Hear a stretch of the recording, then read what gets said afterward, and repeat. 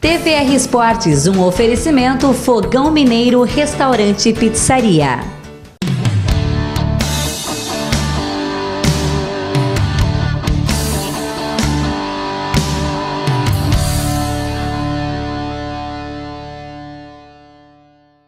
Olá, sou Rogério Bolinho e está em campo mais uma edição do seu TVR Esporte.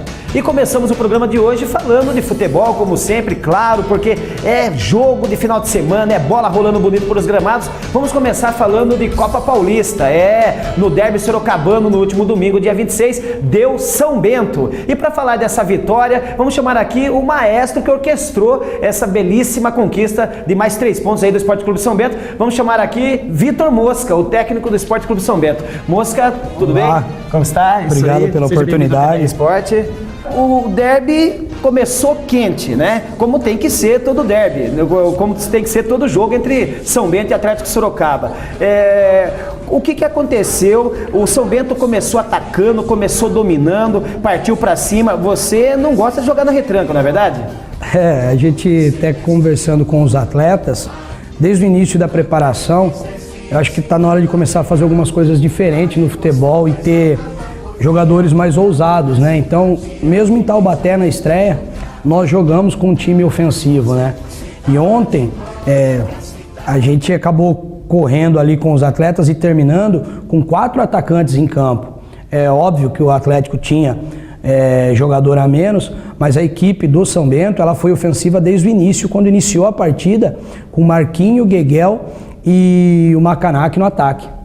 Porque tipo, o São Bento chegou atacando mesmo, impôs uma blitz na zaga do Atlético, né? E o Atlético foi se segurando ali como deu, mas como diz o ditado, né? Água mole e pedra dura, tanto bate até que fura, foi lá e numa assistência lá do Gueguel, né? O Macanac, né, só escorou de cabeça e abriu o placar, não é verdade? Então, isso tudo ok, mas o time continua no ataque, né, Mosca?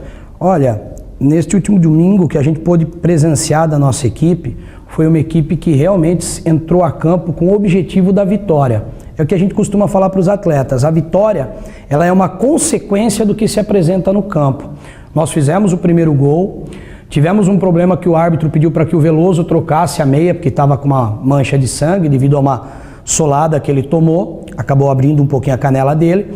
Nós com um homem a menos, se vocês observarem o gol que tomamos, o Tufa entra na sobra. E justamente aquele posicionamento era onde o Veloso ou um outro jogador estaria. Então é natural, nós tínhamos um homem a menos, ele entrou por fora da área na sobra e acabou empatando. Nosso time não se abateu, continuou ofensivamente. E a outra bola, no segundo gol, o Almir Dias faz um belo cruzamento, o Macanac disputa ali dentro da área e o Gueguel conclui com um belo gol. Exatamente. Um dos pontos positivos a ser frisado no jogo é exatamente essa questão de quando o São Bento tomou o gol, ele não se intimidou não. O time continuou no ataque, continuou indo buscar o resultado e indo buscar o empate. Exato. Lá em Taubaté, nós tivemos a infelicidade de começarmos perdendo, né? Num escanteio, numa bola parada, onde houve uma desatenção da nossa defesa e em momento algum o time se perdeu ou se abalou. É o que a gente conversa muito com os atletas. Nós temos que ser o mesmo grupo numa situação positiva e também numa situação negativa, para que a gente mantenha a regularidade e a continuidade do jogo. Mosca, o seu time, ele é composto, a grande maioria, por elencos do Sub-20, né? Como você sempre tem defendido em suas entrevistas, né? A importância de se trabalhar a rapaziada do Sub-20, de valorizar. Nós também sempre defendemos muito aqui no TVR Esporte as questões das categorias de base. E como que você consegue, com a maioria do elenco sendo do Sub-20, apesar de você já se vir fazendo trabalho com essa rapaziada antes de assumir, né, aí a condução do time principal, mas como você consegue tirar deles essa maturidade, esse entrosamento e esse equilíbrio, né, numa situação dessa de começar com derrota, como já foi lá em Taubaté e agora de novo, e você conseguir manter esse equilíbrio para o time continuar no ataque e buscar o resultado? Olha, apesar dos atletas estarem no elenco, como eu havia falado aqui nos bastidores, 50% desse elenco do São Bento é oriundo da base. Nós temos 15 atletas hoje que fazem parte, que compõem. Nós tivemos em campo o Matheus, número 5, volante. O Matheus está no clube desde a categoria Sub-15. Então, eu conheço esse garoto há no mínimo 4 anos. E não tem como eu falar que eu não confio, que eu não acredito no potencial. O Eltinho entrou fazendo uma excelente partida já em Taubaté e agora neste último domingo também contra o Atlético. Tem garotos ali que vão ter a oportunidade de entrar ainda, que ontem estavam compondo o banco. E assim, na quinta-feira, por exemplo, esses garotos estão jogando contra o Grêmio Osasco Sub-20. Então eles estão com um ritmo de jogo muito bom, fizeram um primeiro turno do Campeonato Paulista excelente. Jogos regionais, conseguimos a medalha de ouro aí para Sorocaba. Então é um grupo que, apesar de jovem, é um grupo bastante experiente. Todos os atletas do Sub-20 que ontem estavam junto ao elenco profissional já jogaram no mínimo 2 derbys, então não sentiram muito esse tipo de pressão. Tá, a presença de alguns jogadores, o São Bento manteve ali, pelo menos os jogadores, né, mais experientes que permaneceram no elenco, formaram o esqueleto do time que subiu, né, para a Série A1. E presença desses jogadores, assim como do próprio Enal, que o Enal é um veterano aí no São Bento, né, lhe ajuda no sentido de conseguir manter o controle dessa rapaziada? Ajuda e ajuda muito, né? Nós temos aí hoje, acho que 8 ou 9 atletas que permaneceram de Série A3 e Série A2. Contratamos apenas 5 jogadores, diferente de outros clubes, como o nosso rival, que contratou 23 e com certeza vai contratar mais.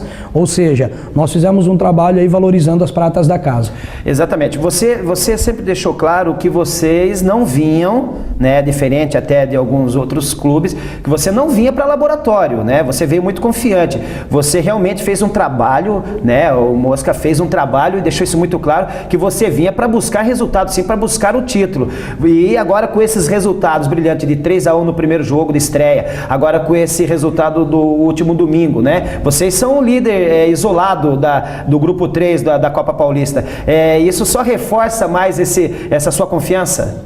Olha, Rogério, eu tenho declarado e falado com quem está me perguntando, eu tenho 14 finais para fazer até o encerramento da primeira fase da Copinha. Eu sou um treinador que está lá com toda a confiança do pessoal do Craque do Amanhã, com muita confiança de alguns membros da diretoria, mas com a desconfiança de outros. Então, além de eu ter que provar para o grupo, eu estou tendo também que provar para muitas pessoas que não acreditavam. E eu não me importo, vou ser bem sincero para você, não me importo, eu me importo com o trabalho. Então eu sempre falei que podem me chamar na arquibancada ou nos bastidores de burro, de incompetente, do que for, menos de preguiçoso, porque se tem uma coisa que esse grupo e essa comissão está fazendo é trabalhar, e trabalhar com muito afinco, muita seriedade. E tem mostrado isso em campo, né, com os resultados alcançados. Mosca, nós vamos sair para um breve intervalo, nós já voltamos com o segundo tempo para continuarmos mais sobre esse assunto, vamos falar da polêmica, né, do desencontro, porque derby é isso, derby tem paixão, tem gols, mas também tem provocações em campo. Então continue com a gente no segundo tempo, vamos para um breve intervalo, voltamos já. Romão Assessoria e Empreendimentos Imobiliários. Uma empresa especializada em vendas de áreas para condomínios residenciais, comerciais e industriais, além de administração e locação de imóveis, contando sempre com uma assessoria jurídica própria, que se responsabiliza pela elaboração de contratos, consultas, documentações e orientação a seus clientes. Romão Assessoria e Empreendimentos Imobiliários. Uma assessoria diferenciada que leva a você grandes oportunidades de negócios. Condomínio Praça Maior, Bloco São Paulo, Conjunto 105. Telefone 15 3388 7006. Há 18 anos, a JR Estamparia atende Sorocaba e região, na confecção de camisetas, polos, baby looks, jalecos, calças, moletons e uniforme social personalizados. Além de estamparia de brindes, a JR Estamparia confecciona camisetas para formaturas e escolas particulares, com durabilidade e o melhor preço do mercado. Visite nosso site e conheça nossos produtos. JR Estamparia, fabricando camisetas e uniformes com qualidade e tecnologia.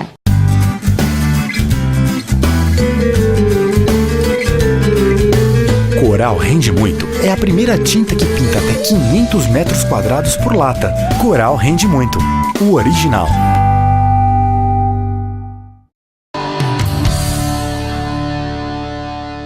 Estamos de volta aqui com o segundo tempo do seu TVR Sport. Obrigado por continuar com a gente. Quero dizer, relembrar, como sempre, que você pode acompanhar em tempo real também o TVR Sport, assim como toda a programação da TVR, a sua TV regional, pelo www.tvr23.com.br. Estamos aqui falando de Copa Paulista, né, recebendo aqui a presença do maestro Mosca, né, que tem orquestrado essas vitórias do São Bento nesse início da fase aí da Copa Paulista. Mosca, foram 2.517 torcedores na arquibancada do Walter Ribeiro, do nosso SIC, no jogo do último domingo, dia 26. Você falava que você tem o apoio de parte da diretoria, outros nem tanto. E a torcida? A torcida tem estado do seu lado, tem estado feliz com o resultado que você tem demonstrado? Olha, eu até citei algumas entrevistas. A torcida do São Bento é o 12º jogador. O São Bento é um time de massa, um time onde a torcida comparece e apoia. Quando chegamos ontem no Walter Ribeiro, o apoio de alguns torcedores ali embaixo, nos cumprimentando, nos desejando boa sorte, aquilo dá mais ânimo ainda para a gente poder trabalhar e sempre procurar desenvolver um bom trabalho. Agradar todo mundo, eu acredito que não vá, mas hoje eu acredito que a gente vem mostrando para a torcida com muita transparência trabalho sério e honesto. E a torcida de São Bento, assim, eu tô há 5 anos no clube, né? Ela é fantástica, é uma torcida fantástica. É fiel, né? Uma torcida que realmente muito ela fiel. Bota aqui bancada e ela vibra mesmo. Muito fiel. Mas também quando tem que xingar, a turma do amendoim mete a boca lá em cima, vai na beira do alambrado. Tá no direito deles, né? Estão no direito. Tá no direito da turma do amendoim. Como torcedor, estão no direito deles. Exatamente, porque o técnico de futebol, ele vai do céu ao inferno rapidinho. Rapidinho. Né? Por isso que após a partida, nós conversamos com os jogadores da seguinte forma: nós vencemos um jogo gostoso, que é o derby, mas faltam ainda 12 jogos para encerrar a primeira fase. Ou seja, é muito pouco jogado para muita coisa que tem por vir. Então nós temos que continuar com o pé no chão, com toda a humildade, com toda a seriedade, para a gente poder crescer cada vez mais na competição. Ainda com essas 2 vitórias, é muito cedo para a gente comemorar. A gente festeja o bom resultado após a partida. Acabou o último copo de champanhe, o último copo de cerveja, hoje já vai treinar. É isso aí. Mosca, no jogo, na partida, o lateral Veloso sofreu uma falta dura do Diego Maragon, né? Em frente ao banco ali, né, dos reservas e da comissão técnica do Esporte Clube São Bento. E isso causou uma confusão generalizada. Afinal, derby é isso, como nós falamos, tem emoção, tem bonitos gols, tem bonitos lances, tem provocações na arquibancada, também teve empurra no campo. Você que estava lá, em loco, o que exatamente ocorreu ali? Olha, Rogério, eu não permito não gosto que jogador fique falando com o árbitro, porque eu brinco com eles. Vocês são jogadores de futebol, não comentaristas de arbitragem. Mas a decisão do árbitro ontem em expulsar o Diego Marangon foi extremamente acertada. Ele agrediu o Veloso, foi uma agressão, não dá nem para chamar de falta. Foi muito bem expulso e o árbitro tinha que compensar. Ele compensou com o garoto lá, Joel, expulsou o Joel, que entrou. Isso eu vi, eu posso falar do que eu vi, para separar, mas assim, eu tenho que expulsar alguém, né? Como ninguém dos que estavam em campo agrediram, fizeram nada disso, ele jogou em alguém que estava no banco e sobrou para o Joel. Expulsou o Joel, equilibrou durante o jogo. Isso, ele expulsando alguém que estava fora de campo e não dentro, né? Ainda que para compensar, ele amenizou para o seu lado ou ele dificultou do mesmo jeito? Você tinha ideia? O Joel, essa expulsão do Joel já prejudicou você ainda durante a partida? Olha, como eu havia falado de gostar de time ofensivo, a expulsão do Joel me prejudicou. Ele iria entrar no segundo tempo, ou eu ia ficar com ele e com o Gueguel para ter 2 homens dentro da área, já que eles estavam jogando com 3 zagueiros, e liberar ainda mais as beiradas para o Veloso, para o Marquinho ou o próprio Macanac, mas aí acabou me complicando. Eu perdi mais um jogador de área, um atacante de área, que era o que eu tinha levado para o banco. Então ele prejudicou de uma certa forma, mas dos males o menor, a gente conseguiu sair com a vitória. Isso aí, agora para a próxima partida, essa expulsão prejudica você ainda? Não, porque aí eu tenho peça, tenho outros garotos para estar levando para o jogo, não com a mesma estatura do Joel, porque o Joel é um jogador que incomoda muito numa bola aérea, tanto ofensiva, quando ele ataca, e na defensiva, na hora de marcar um escanteio, uma falta pela beirada. Mas a gente tem jogadores ali que vão suprir, vão dar conta do recado, sim. Realmente o Joel tem ajudado bastante e tem feito a sua parte de forma extraordinária ali no ataque do São Bento, de cabeça até pela sua estatura. A arbitragem, o Adriano de Assis Miranda, ele interferiu na partida, além dessa questão do Joel, ou não? A arbitragem foi tranquila, foi segura? Não, eu acredito que ele fez uma boa partida. Eu não tenho aí, como eu falei, eu só posso falar o que eu vi. O Enal comentou que no lance do gol deles parece que a bola saiu pelo fundo. Eu não tinha como ver lá do banco, então eu acho que no decorrer da partida ele fez uma bela arbitragem, fez uma boa arbitragem, acertou quando tinha que acertar e errou numa forma onde não prejudicou o jogo em si, né? Ele prejudicou, vamos supor, a minha escalação, a minha modificação, mas o jogo em si eu acredito que ele não tenha prejudicado, não.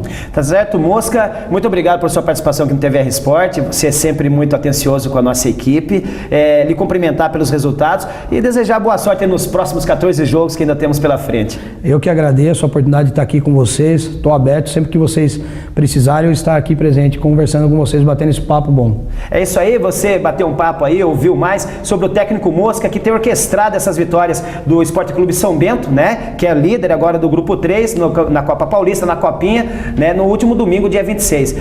Vamos ir para o breve intervalo, já voltamos para o terceiro tempo para falar agora do Brasileirão. Continue com a gente e voltamos já.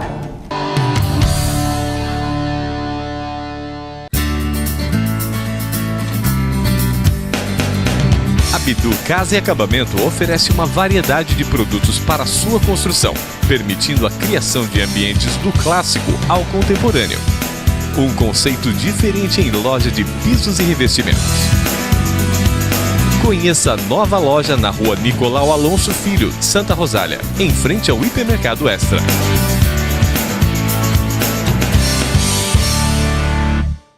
O Fogão Mineiro Restaurante e Pizzaria oferece os mais saborosos e variados tipos de pratos, trazendo a Sorocaba a tradição da comida mineira.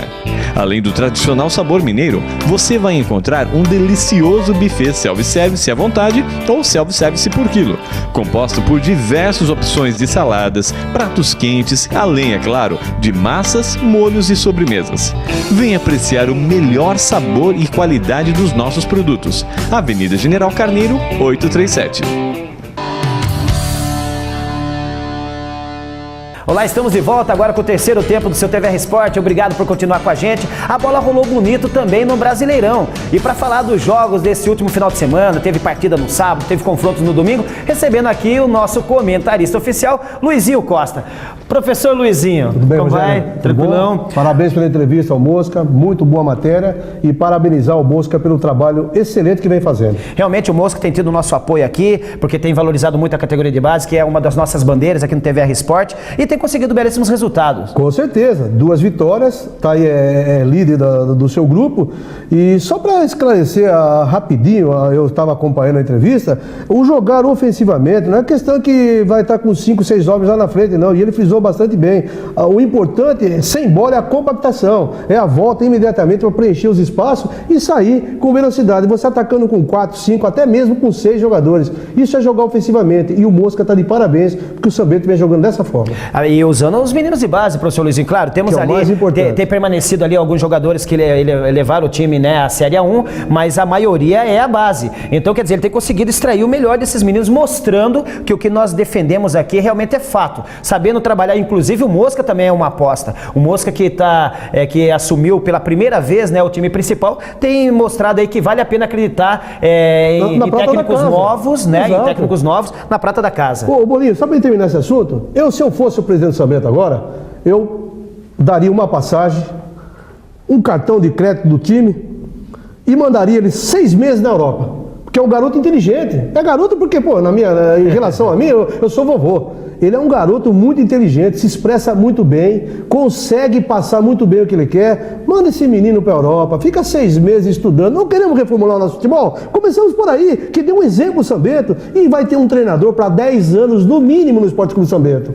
Faça isso, galera da diretoria. Vamos olhar para esse rapaz aí, porque ele é muito inteligente, hein? É isso aí, fica aí a sugestão então à diretoria, a sugestão aqui do professor Luizinho, a validada aqui pelo TVR Sport. Professor Luizinho, então vamos pro Brasileirão? Vamos lá. Tivemos rodadas aí no sábado, tivemos rodada no domingo, né? E vamos começar pelos jogos de sábado. Sábado nós tivemos quatro confrontos. Tivemos Santos, que ganhou de 3-0 do Chapecoense, né? Lá na Vila Belmiro. Tivemos o Cruzeiro, que ganhou de 5-0 do Figueirense, 5-0, um chocolate, né? Lá no Mineirão, em Belo Horizonte. Tivemos o Criciúma e Vitória. O Vitória ganhou de 3-1, o Criciúma lá no Heriberto Russi, lá em Criciúma, na cidade de Criciúma. E tivemos Inter e Bahia, né? Lá no Fonte Nova, em Salvador, onde o Inter ganhou do Bahia de 1-0. Vamos começar então, professor Luizinho, falando dos times cabeça de chave, né? Com certeza. Porque nós falamos das 4 partidas que ocorreram, mas vamos falar dos cabeças de chaves. Bom, vamos começar falando do Cruzeiro, que é o líder absoluto e tem se mostrado cada vez mais fulminante. 5-0, professor Luizinho. Qual que é o segredo disso? O segredo do Cruzeiro é que ele mantém o mesmo time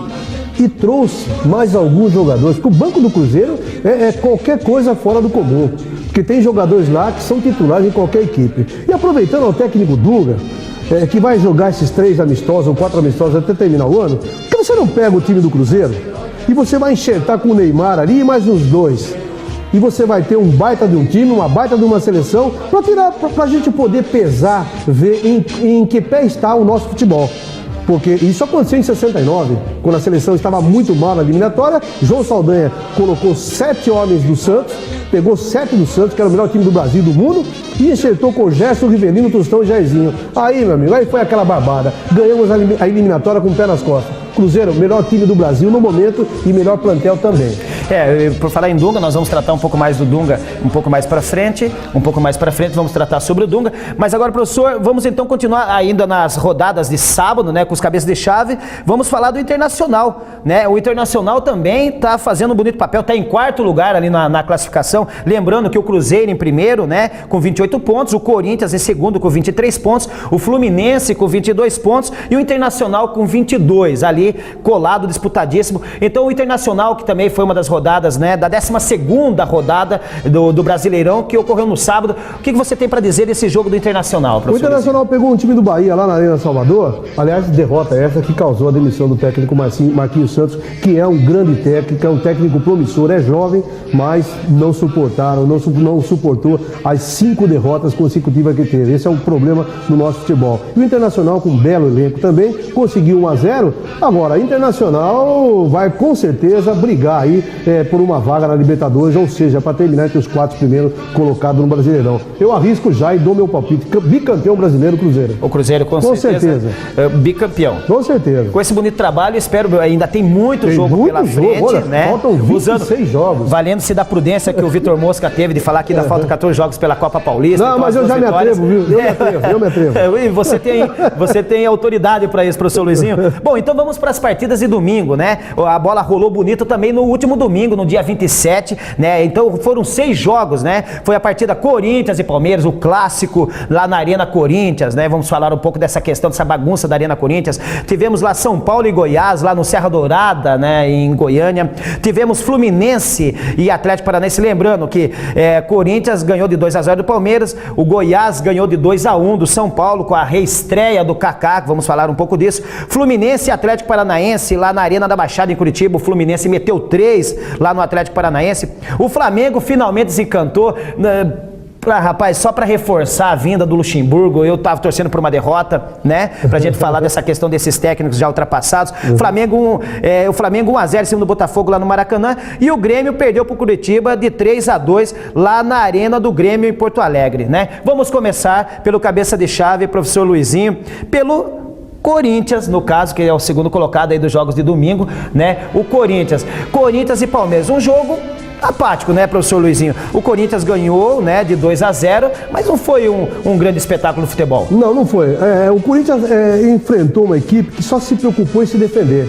Não tinha aquela saída rápida, não tinha aquela armação. O Palmeiras se defendeu até quando pôde. Mas o Corinthians conseguiu, com essa vitória, dar um passo muito grande, ou seja, está transformando a Arena Corinthians realmente no alçapão. porque vai ser difícil o Corinthians perder jogos ali agora. Mas enfrentou um time que não teve ataque, não pressionou, é um time que jogou um futebol horrível, de só marcação, e não teve aquele talento que pudesse levar essa bola até os atacantes do Palmeiras. E no gol, primeiro gol, uma falha, pelo amor de Deus, mas nem em campeonato varziano amador você vê uma falha que cometeu a defesa do Palmeiras. Isso, infelizmente, é o começo do trabalho do Gareca, que vai ser um pouco, vai demorar um pouquinho a enfiar na cabeça dos jogadores do Palmeiras. Mas o Corinthians fez o seu papel, 2-0 e está aí brigando nas primeiras colocações. O Gareca, né, que teve um programa aí que eu falei Garega, né, ficou parecendo propaganda Gareca. De fixador de dentadura. O Gareca, com mais essa derrota, tudo bem, um clássico diante do Corinthians, né, mas mais essa derrota, ainda vale essa desculpa de que está conhecendo o futebol brasileiro, está se adaptando ao time? Ainda é válido? Bolinho, olha, sinceramente, eu não acredito que os dirigentes do Palmeiras iam trazer um treinador argentino para tomar uma atitude como se toma aqui no Brasil, de que 3, 4 derrotas já vai mandar embora. Acaba de chegar um meio armador argentino também. E, aliás, eu queria até fazer uma crítica, se vocês repararam no agasalho do Palmeiras, tem ali uma faixa azul e branca. Será que agora é obrigado também a usar as cores da Argentina no uniforme do Palmeiras? Não gostei. Tratou de Argentina, você não já gostei, pula fora. fora. Exatamente, professor Luizinho. Professor Luizinho, Arena Corinthians, né?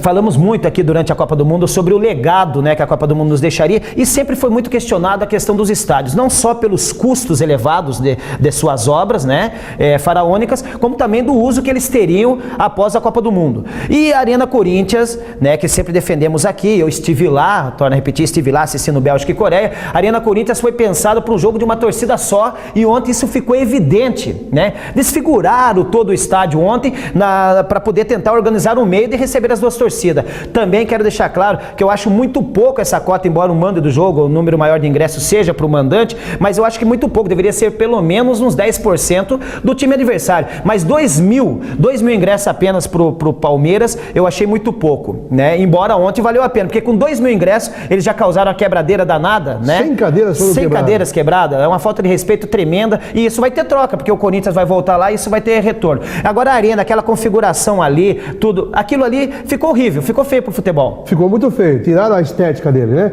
Aliás, parabenizar, eu quero mandar um abraço ao Silva Neto e sua equipe, que ontem estiveram transmitindo o jogo lá do Corinthians, e só enaltecendo palavras de maravilhas ao estádio, né? Mas termina com essa quebra-quebra aí que o torcedor do Palmeiras fez, pegou muito mal, né? É triste porque a torcida vai em campo, 2 mil torcedores apenas, e eles quebraram as cadeiras e sabendo o que estavam fazendo, porque eles quebravam ao grito de põe na conta do Nobre, do Paulo Nobre, que presidente do Palmeiras, ou seja, fizeram de propósito mesmo, só que havia um acordo entre a diretoria do Palmeiras e a diretoria do Corinthians, que qualquer dano ao estádio seria acreditado na conta do time, então ficou aí o prejuízo, né? Quem perde isso é o torcedor que contribui, o mensalista que contribui lá com o Palmeiras, quebrando essas cadeiras, embora também teve quebradeira do lado do Corinthians também, tem que ser visto nas câmeras de segurança, tem que se penalizar esse torcedor que foi lá e depredou o estádio, porque logo começa assim, quebrando cadeira, daqui a pouco eles estão quebrando o vidro que circula o estádio e pulando para dentro da arena, e daqui a pouco vão ter que voltar a fazer como antigamente, por fosso de jacaré, por caco de vidro, para evitar que o torcedor entre em campo. Será que na casa desses torcedores fazem isso também? Fica a pergunta. Bom, então nos vemos na próxima rodada, professor Luizinho. Obrigado mais uma vez por participar aqui do TV Esporte. Legal, Rogério. Até a próxima. É isso aí. E você, espero que tenha gostado. Essa foi mais uma edição do seu TV Esporte. Nos vemos no próximo programa. Até lá.